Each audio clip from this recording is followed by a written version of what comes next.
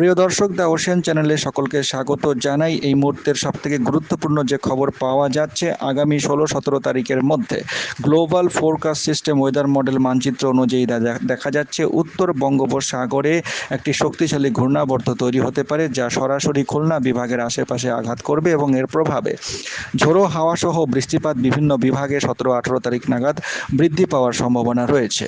এবং তার পরবর্তী সময়েও এই ঘূর্ণাবর্তের প্রভাব মোটামুটি ঘূর্ণাবর্তটি যখন স্থলভাগে প্রবেশ করে যাবে 18-19 তারিখে, বৃষ্টিপাত কিন্তু সমস্ত বিভাগে এই ঘূর্ণাবর্তের কারণে দমকা হাওয়া সহ বৃদ্ধি পেতে পারে। পরবর্তী সময়ে উত্তর বঙ্গোপসাগর কিন্তু আবারও অস্থির অবস্থাতেই থাকবে।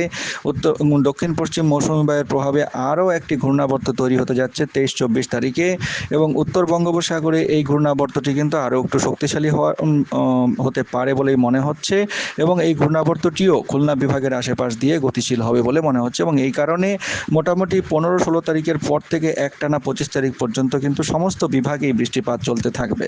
তো দর্শক, এই ছিল একটি গুরুত্বপূর্ণ আপডেট। অবশ্যই প্রতিদিন নিয়মিত এরকম আপডেট পাওয়ার জন্য চ্যানেলটিকে সাবস্ক্রাইব করে রেখে দিন। অনেক ধন্যবাদ।